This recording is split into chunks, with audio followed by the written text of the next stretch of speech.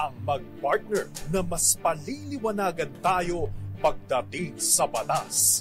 Mga payo ng mga abogado, mga usaping abogado na mas malinaw na pag-uusapan para mas maintindihan natin. Kumpanyera ng Bayan, si Attorney Rina Seco at ang Panyera ng Bayan, si Attorney Cam, Cheryl Adami Molina. Dos Kumpanyeras sa DZRH Radio, DZRH TV at DZRH Online. Bago mo kasuhan, bago ka pumirma, bago ka makipagkasundo, makinig muna sa Dos Kumpanyeras. Dos Kumpanyeras. Luzon, Visayas, Mindanao, magandang gabi po. Kasama na ng mga nakikinig dyan sa ating West Philippine Sea. Welcome po sa programang Dos Kumpanyeras. Kasama po, Attorney Cam, Cheryl Adami Molina. Sa ngalan po ng aking kapartner na si Attorney Rina Seco. Tuloy-tuloy sa pagbabalita, tuloy-tuloy sa serbisyo. Sama-sama tayo, Pilipino. Napakaganda pong talakayan na ang pag-uusapan po natin ngayong gabi. Sino po ba dito yung mga buntis? Sino po ba dito yung magiging expectant mother? O kaya naman po yung mga tatay na excited na makita ang kanilang mga babies. Para sa inyo ang episode na ito.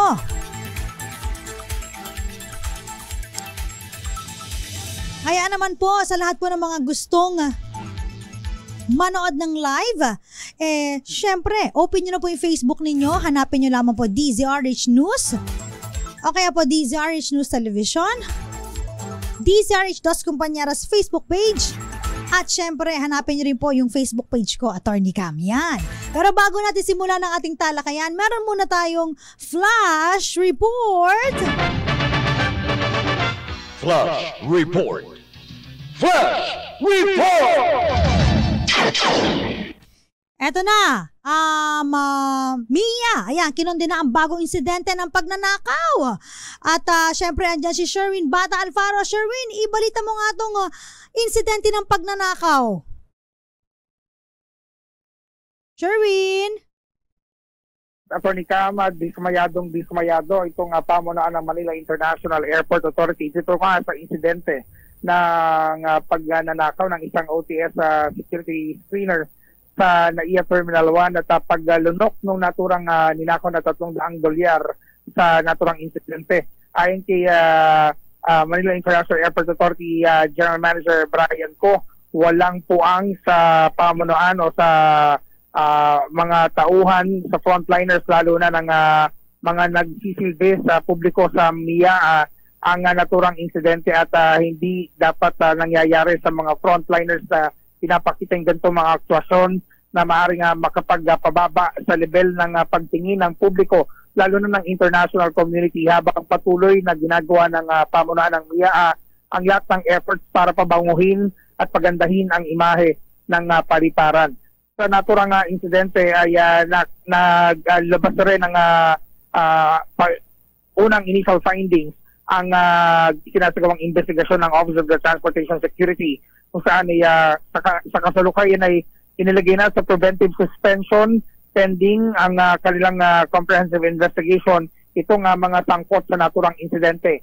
Una na rito yung babaeng OTS officer na nakuna ng CCTV na lumulunok ng $300 na papel habang siya nasa harap ng CCTV camera sa final screening ng NAIA Terminal 1 sa departure area.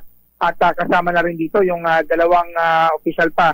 Isang yung opisyal ng naturang duty officer ng security screener at maging yung isa pang kasamahan nitong security screener din na babae na nag-abot ng tubig inumin ito nga sa babae na nagpapatunay ng connivance o sabuatan doon sa insidente dahil alam nila na nahihirapang lunukin ng babae yung perang ibinungko sa kanyang bibig at dahil nga sa maduwal-duwal yung babae doon sa naturang eksena sa CCTV ay napilitang magbigay ng bottled water itong mga kasamahan para inumin at lugukin yung tubig at digest, maibaba sa kanyang sikmura ng naturang security screener itong $300 US dollars na kanyang nilunok na ninakaw mula sa wallet ng isang departing passenger, isang Chinese departing passenger na dumaan sa final security screening sa departure area ng NAIA Terminal 1. Sa mga larawan ay binahagi ng OTF, makikita yung yung itsura ng babae habang kanyang subo-subo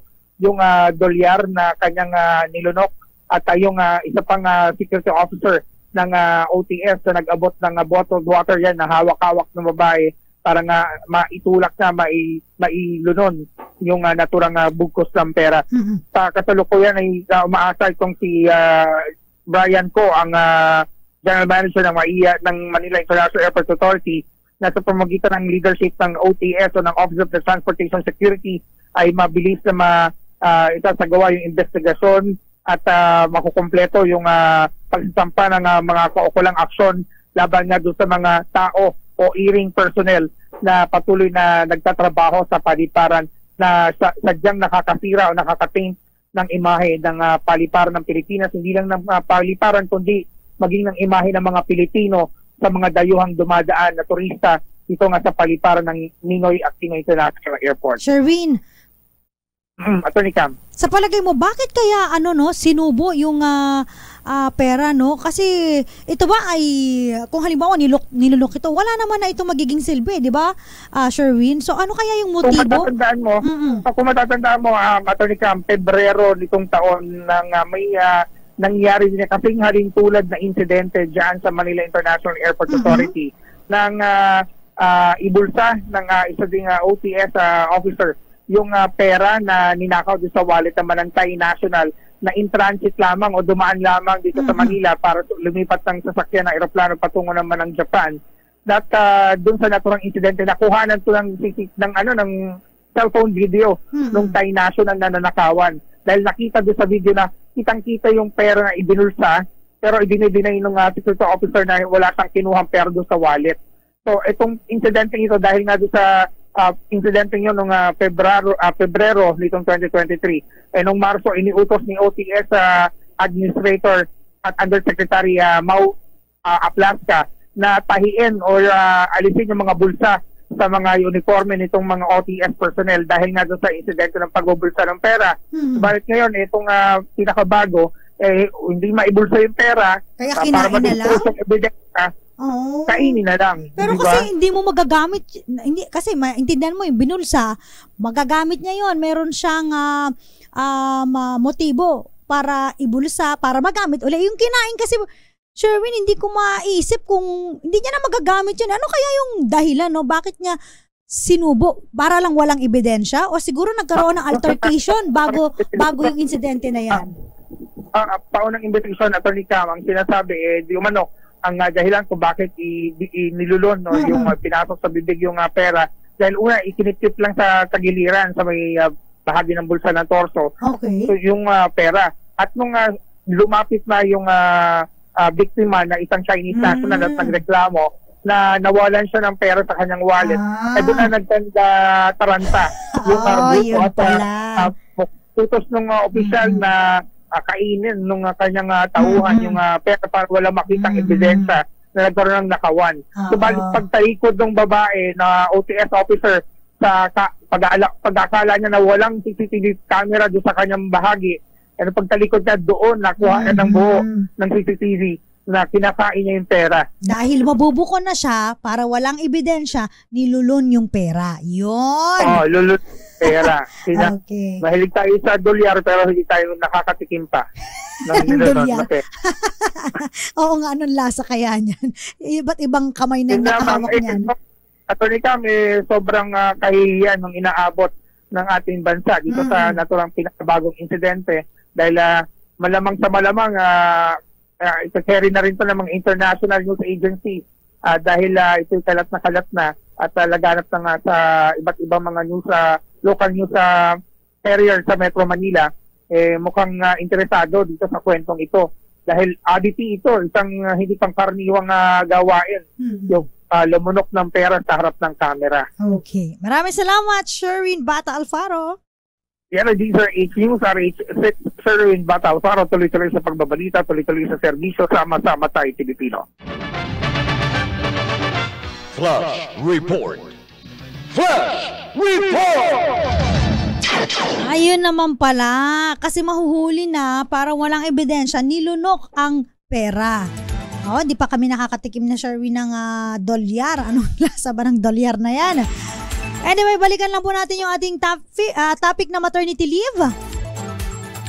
Dati po, sa mga nakikinig po ngayon na mga, syempre, magiging nanay na, o kaya naman po, magiging tatay na, nung hindi pa po na isa sa batas ang expanded maternity leave, ang mga kababaihan po na expectant mother po, meron po silang maternity leave na 60 days kapag sila po ay normal delivery.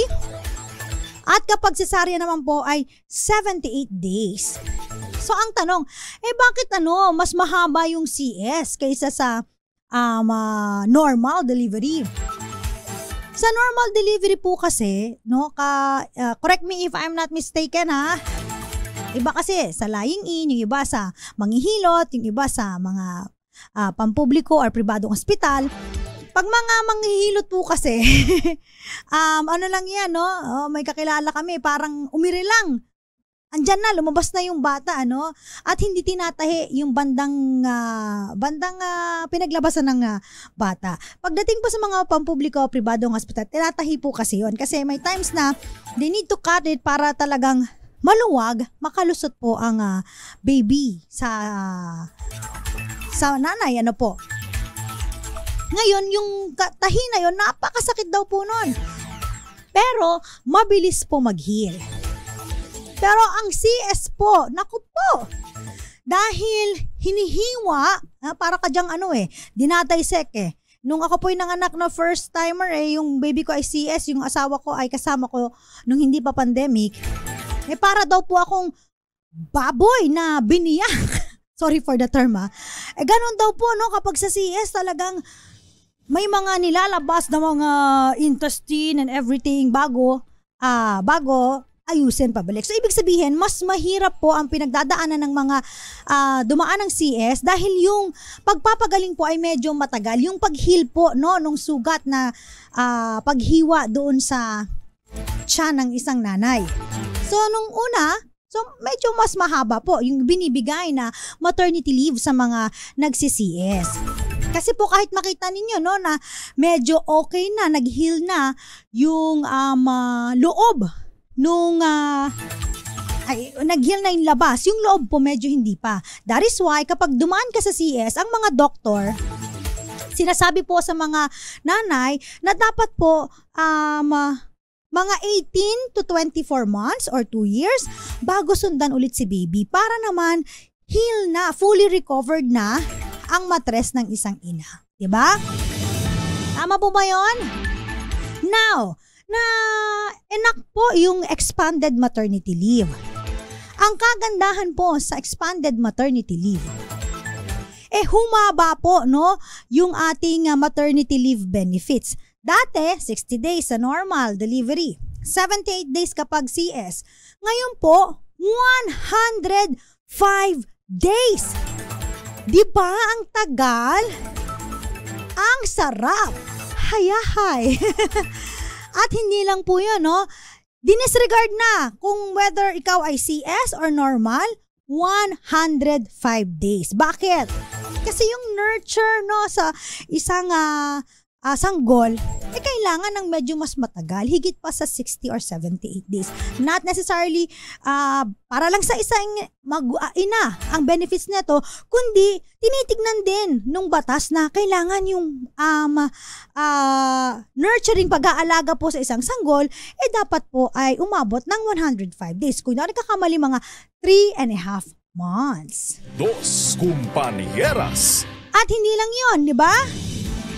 Pwede mo pa siyang i-extend. May option ka pa, From 105 days, may option ka na i-extend ito ng 30 days. Yun nga lang, wala na po itong bayad. So, ibig sabihin, without pay na ito sa iyong kumpanya. Okay? Pero may option ka. Kung kaya naman ni Mister na sustentuhan yung additional 30 days para maalagaan si baby, why not coconut, hindi ba? At eto pa, ikaw ba ay solo parent? Mag-isa lang na nag-aalaga at nag-nurture sa iyong anak. Ano po, kung ikaw ay solo parent, bukod sa 105 days, meron ka pang additional na 15 days. So, ang maternity leave po ng solo parent ay 120 days. O, di ba napakaganda po ng batas na ito? Alam niyo, sobrang bilib ako na ipasa itong batas na ito. Bakit? Dahil dito, mas naaalagaan po ng isang ina ang kanyang sanggol. Dahil ngayon po, no, alam naman po natin na mahirap na isa lang ang kumakayod sa pamilya. Kaya para tayo ay makaalwan-alwan kahit papano, maski ang mga nanay po ay nagtatrabaho na rin po. So, minsan, both parents kailangan mag-work para mas maging maalwan ang kanilang pamumuhay. So, kung ganito po na medyo binibigyan ng batas ang mga kababaihan na mga nanay, expectant mother, ng mas mahaba pong time para alagaan ang kanilang anak, syempre ikaw may inspire ka na, sige, honey, baby, sweetheart, gawa pa tayo. Hindi ba? Bakit? Ito po yung nasasabi ko dahil kung hindi ako nagkakamali, meron na rin pong mga magagandang benepisyo sa Japan, no?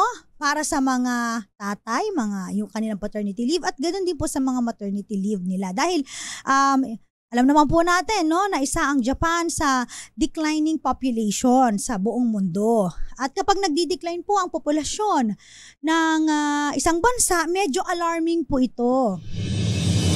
Paano ka magiging estado kung wala kang populasyon, no?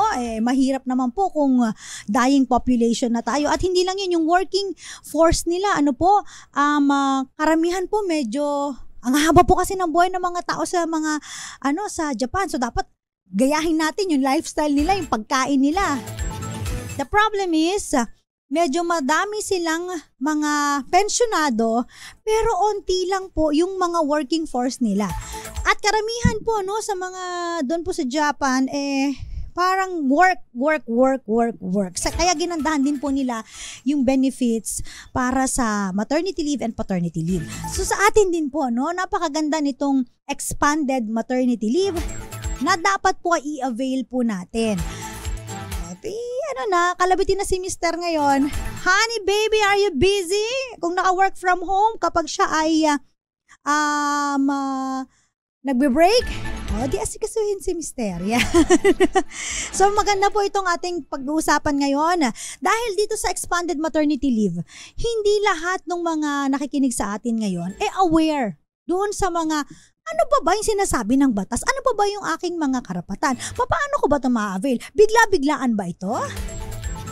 So mamaya pag-uusapan po natin yan. So batiin muna natin lahat ng mga nakatutok sa atin ngayon. Magandang gabi po sa lahat ng mga nakatutok nakikinig sa DZRH Dos Compañeras Facebook page. Ganon din po kina Abigail Enriquez, Amy Villar, nanonood po sa Davao City. At ganon din po Maricor Angeles, Moonbeats Eduardo Narvaez, Amelia Garcia at marami pang iba. Mamaya magbabalik po ang Dos Compañeras. Ilan po muna ang mga paalala. Diyan lamang po kayo. Ako pa rin po si Attorney Cam Cheryl Adami Molina. Dos Compañeras.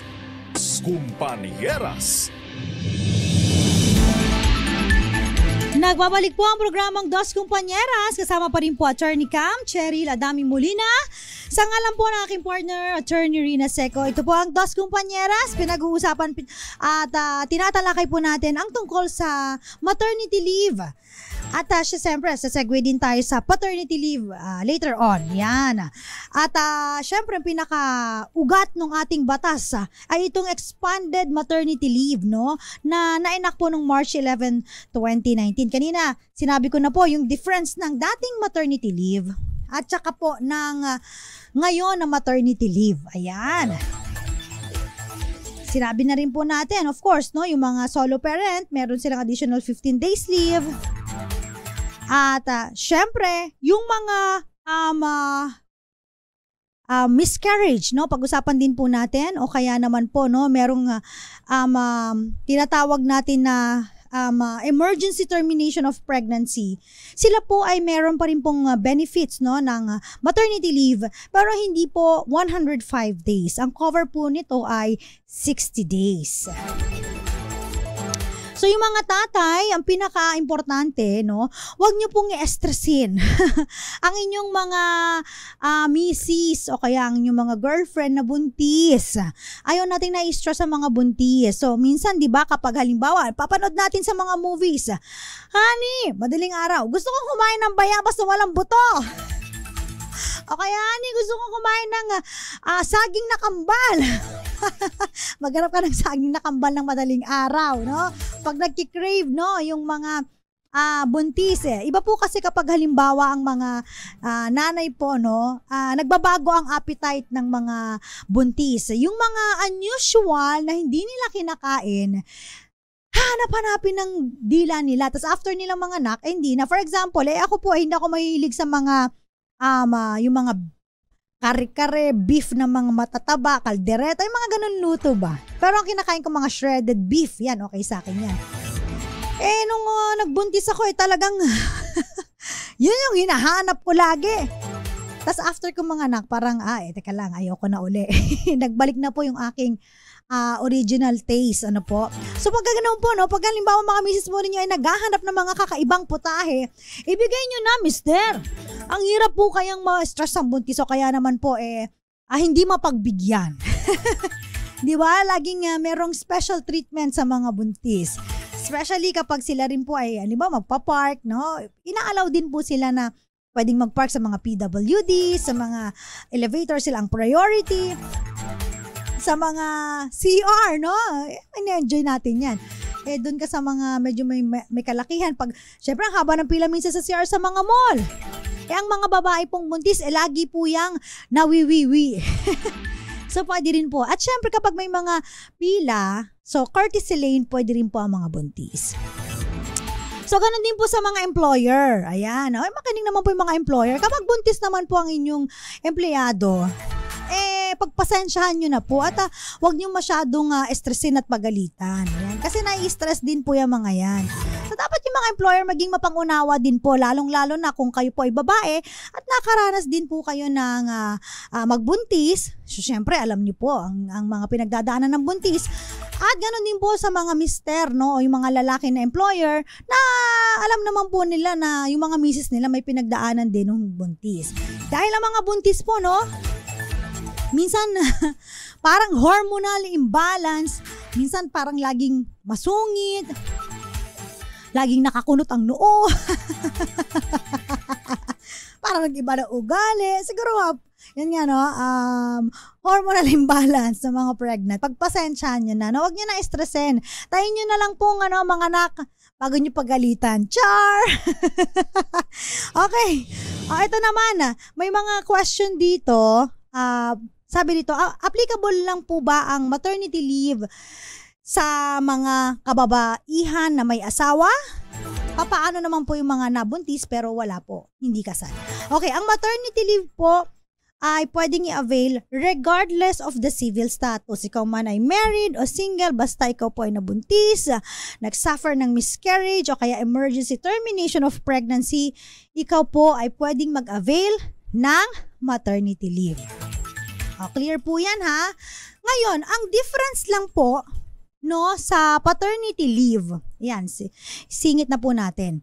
Ang paternity leave po ko, kasi available lang po ito sa mga tatay na kasal sa kanilang mga misis. So, ang mga lalaki po ay merong 7 days paternity leave. At least, ano po? Kasi may mga ibang kumpanya na very generous and I commend you for that. Na hindi lang 7 days ang binibigay na paternity leave. Minsan 15 days. In fact, meron po akong kakilalang kumpanya, yung aking mister, no, yung kanyang kumpanya. 30 days ang paternity leave. Sana all! Baka naman yung mga employer na nakikinig ngayon, taasan nyo naman po yung paternity leave ng mga kalalakihan para naman po ma-enjoy nila, nakapiling ang kanilang bagong supling. Diba? Yung nakikinig po dyan, no? Ngayon, yung mga paternity leave, 7 days po yan para sa mga lalaking kasal. Now, because of the expanded maternity leave, pwede nang i-allocate ng babae ang 7 days sa kanyang asawa. So, yung paternity leave ng isang kasal, magiging 14 days. Kasi pwedeng ibigay ng babae yung 7 days niya doon sa kanyang mister. So, 7 plus 7, 14. Bawasan mo lang yung 105 ng 7, so magiging 98 days na lang yung kanyang maternity leave. So, ganun po yun. Dos Compañeras. Paano po yung hindi kasal? Okay, yung hindi kasal, wala po siyang paternity leave. Dahil hindi po sila kasal. Pero, pwede siyang ma-allocate sa maternity leave ng kanyang sinisinta or iniirog, mabigyan siya ng 7 days kahit papano. Okay? Clear po yan, ha? So, ganun po, ano? Ito pa, may mga nagtatanong naman po. Paano po ang counting ng maternity leave? Working days lang po ba ang count, no? Kasama ang Saturday, Sunday, at holiday. Siyempre po, no? Pag mag-a-avail po kayo ng maternity leave, wala pong cut yan. The moment na nag-avail ka ng maternity leave, unang araw, idedere-derecho mo yan. Ibig sabihin, magbibilang ka ng 105 days, including Saturday, Sunday, at holiday. Okay? Basta walang interruption, 105 days. Sabi nila, sayang. Kala ko, lang sa isang buwan kasi, di ba? Parang kung di mo bibilangin yung Sabado tsaka Linggo, 20 days lang. 20, 40, 80. Ang daming buwan na wala ka, no? Di po, kasama po ang Saturday, Sunday. Kaya kanina, di ba sinabi ko, yung 105 days, almost 3.5 months po na wala ka sa kumpanya. At ikaw ay mag-aalaga ng iyong supling. And before that, no, congratulations po pala sa mga expectant mothers, yung mga buntis po, ayan, na mga nagpiti na, ayan, congratulations po. And ang pinaka-crucial po, no, kapag halimbawa nagpiti ka, yung heartbeat, no, kasi sometimes, no, may mga false pregnancy, and then, no, kaya nagpiti ka, pero walang heartbeat. So, yun ang medyo may problema. So, in any case, congratulations pa rin po sa mga expectant mothers to be. Yun. Dos Compañeras. Attorney, paano po ba mag-qualify sa maternity leave? Tsaka kailan po ba yan ibinibigay? Okay? Okay.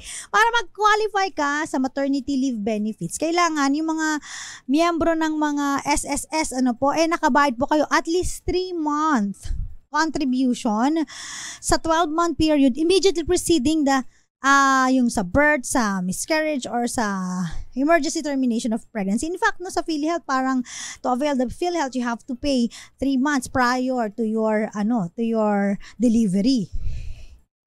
Kasi alam ko yan, yung ate ko pumila dyan para maka-avail. Okay. Anyway, ano po ang gagawin? Notice of requirement para kayo po ay makapag-avail ng maternity leave. Simple lamang po, no? Pag kayo po ay empleyado, makinig sasabihin nyo po sa employer ninyo, Sir, Ma'am, I'm pregnant. So, sila po ang magno-notify doon po sa SSS na kayo po ay may notice of maternity leave. Okay? Ngayon, ano po ang dapat nyong ipasa?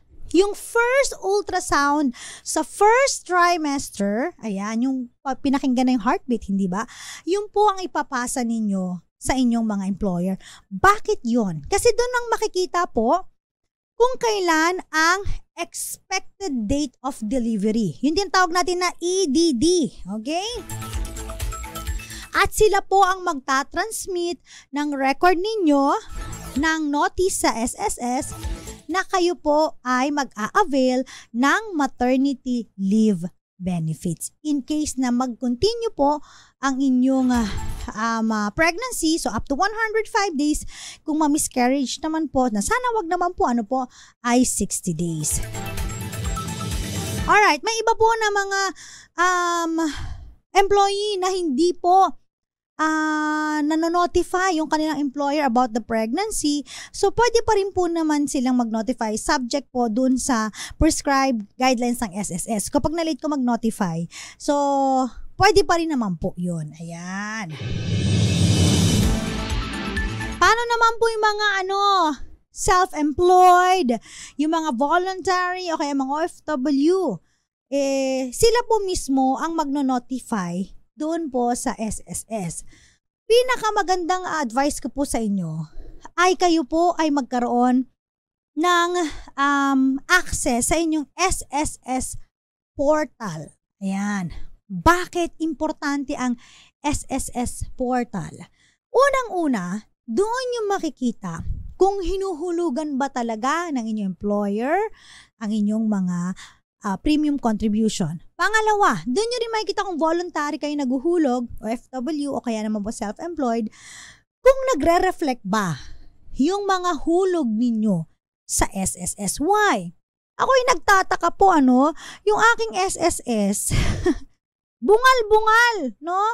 Meron akong parang dalawa doon na bungal, na hindi maipaliwanag kung bakit bungal. So, pinakita naman ng employer na sabay-sabay binabayad ng empleyado at ito yung mga resibo na binayad. So hanggang ngayon kina-clarify pa, di pa maayos, may bungal pa rin ako. At least doon, alam mo, kasi yan ang ayaw natin Onting bungal-bungal, sabihin mo makuha ng isang empleyado ng premium contribution, ilang empleyado yan? Ilang SSS, members yan? Nakunan mo ng pabungal-bungal, malaki ang malaki ang makukuha dyan. At lugi ang ating mga empleyado. Okay? Yan ang ayaw natin. So, kailangan kayo po ay maging diligent pa rin sa pag-check ng inyong mga premium contribution. Okay? Again, at kung kayo po ay may portal na, madali lang po yan. Pag may portal na po kayo na po mismo ang magno-notify. So, you don't need to, syempre wala ka employer, na sila magmo-notify, ikaw mismo na voluntary, ikaw mismo ang magsasabi na, uy, SSS, mag-avail po ako ng maternity benefits. Yon. Dos Compañeras.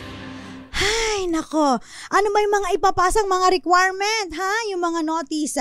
Pasensya na at medyo talagang kailangan din po ng proseso para maipakita na kayo po talaga ay mag-avail ng maternity benefits. So, may mga requirement po yan.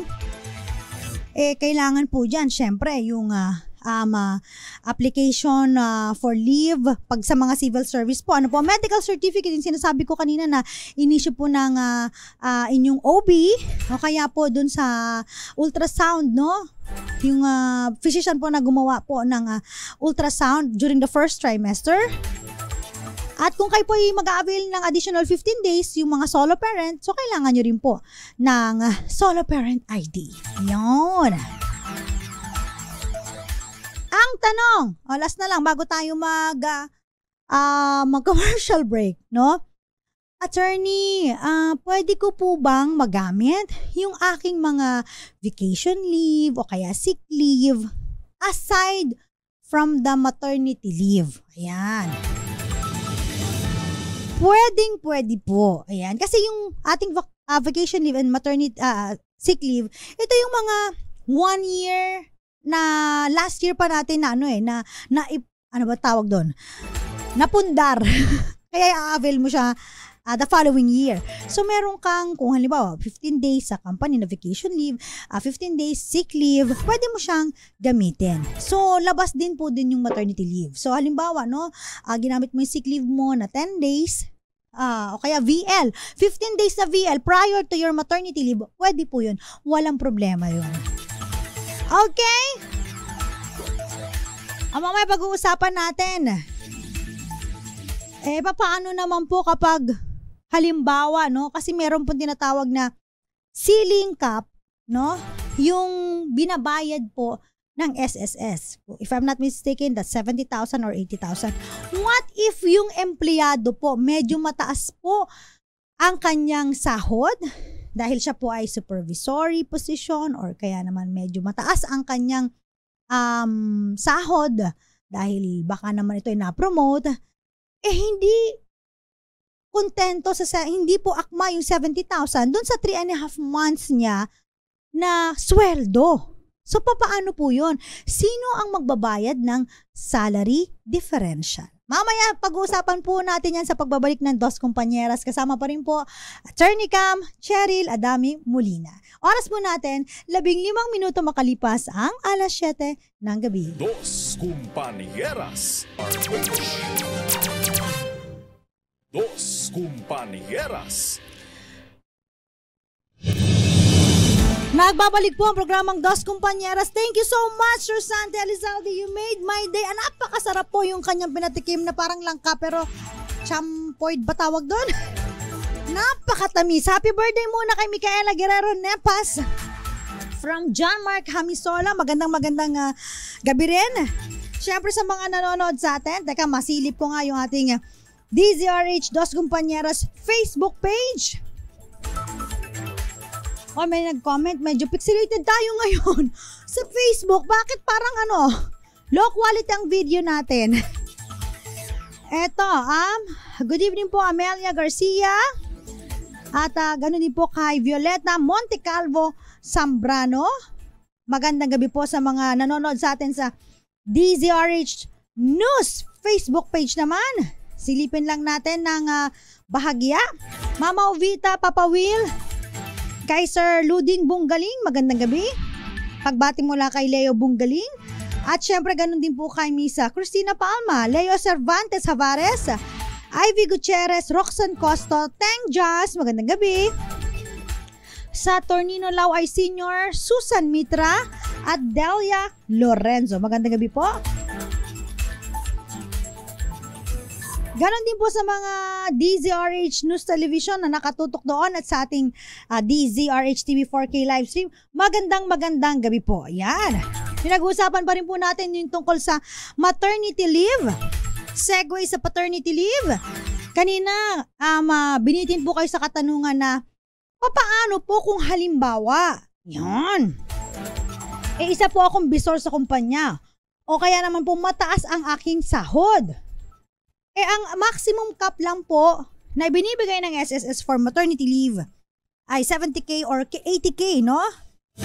Papaano po kung 100,000 po yung aking sahod during the 105 days? Uy, sana all. Ganon kalaki sahod. Sino po ang magbabayad ng salary differential? Okay, ang salary differential po, ang magbabayad po dapat niyan ay ang mga employer. So, kunyari, kulang po ng 30,000. So, si employer ang magpupuno nung pagkukulang. In fact, may mga ibang employer, ang ginagawa po, ina-advance na yung 105 days na sahod.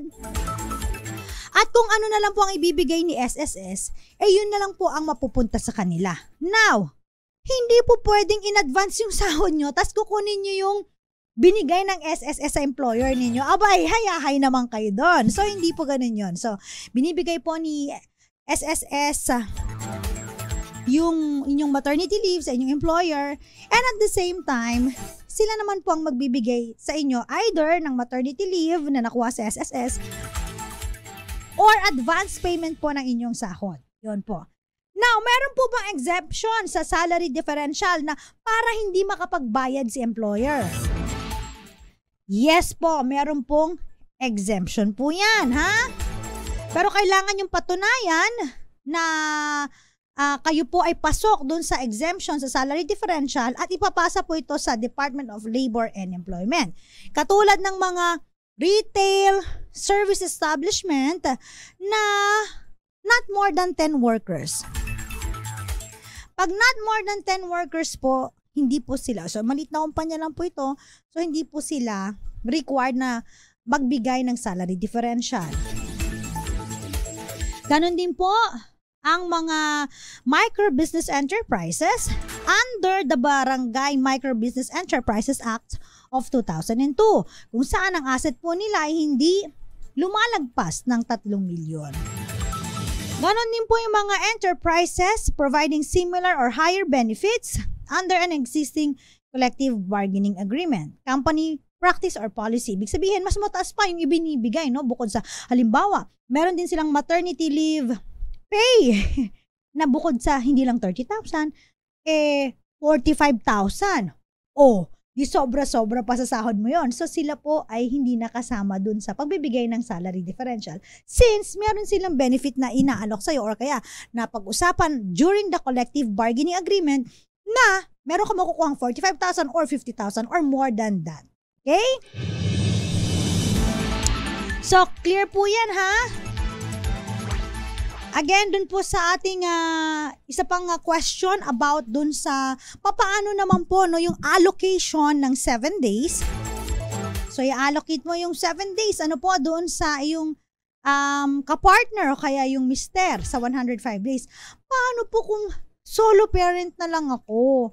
At wala po, no, hindi po pinangatawanan ng aking boyfriend o tatay ng aking magiging anak. Kami ng aking baby. So, sad to say, no, may mga ganun po. O kaya naman po, hindi po pumayag si tatay na i-avail yung allocation ng 7 days. Ayon po sa batas, no, dun sa expanded maternity leave, yung benefit po na allocation, kung halimbawang hindi i-avail po ng tatay, ano po, no? Pwede pong ibigay, tara yung microphone, doon sa caregiver, o kaya naman po, no, yung mga kamag-anak ninyo na within 4th degree of consanguinity or doon sa kamag-anak ninyo na nagtatrabaho din po at ibibigay nyo, no? Sila yung mag-aalaga sa iyo, mag-check sa inyo. So, pwede nyo po sa kanya. Halimbawa ako, no? Meron ako maternity leave.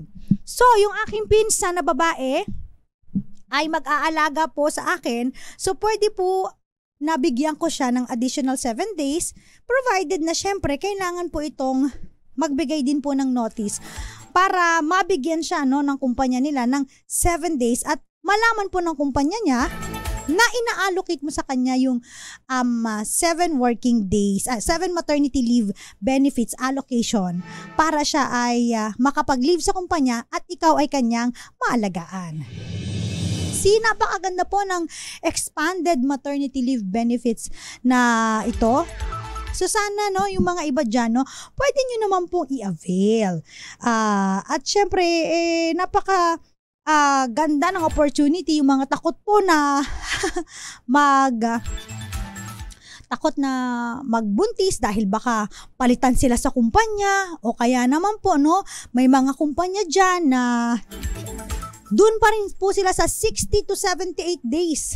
Naniniwala sila, ikaw 60 days ka lang na mag-leave, bumalik ka at kailangan ka sa trabaho.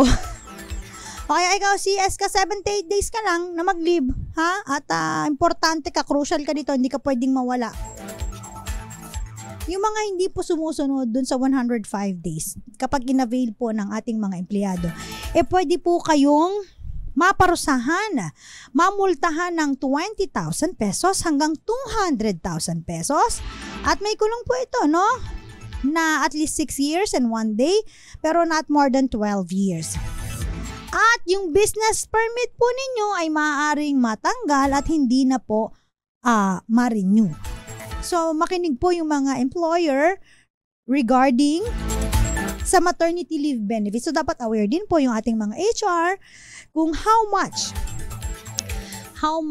yung, of course, yung ilang days, how many days rather, kung ilang days ang maternity leave, yung expanded maternity leave. At syempre, wag po natin pipilitin ng ating mga empleyado na i-avail lang po ay mas mababa dun sa 105 days. Alright? Sabi na, madami magsasabi, oy, live pala po kayo ngayong Wednesday. Akala po namin wala po kayo every Wednesday. Si Gael din Opo, pero baka bumalik din po yung ating DTI. So for the meantime, kami po muna ay mag-e-ere every Wednesday ang Dos Compañeras. Maraming salamat po sa mga tumutok. Ayan, sa mga Dos Compañeras fans natin dyan. Thank you so much. Tayo po magkakasama-sama bukas. Webes po yan. Same station, same time, DZRH po. 6:30 to 7:30. Kasama po pa rin po, Attorney Cam, Cheryl Adami Molina. Hanapin niyo po ako sa TikTok. I have TikTok account. So, minsan po sumasagot po ako ng mga katanungan po dyan. And of course, si Attorney Rina Seco makakasama natin tomorrow. Huwag po kayong maglilipat. Susunod na po ang Lunas ni Cheska San Diego Bobadilla. Muli, Attorney Cam, Cheryl Adami Molina, tuloy-tuloy sa pagbabalita, tuloy-tuloy sa serbisyo, sama-sama tayo, Pilipino. Dos Compañeras.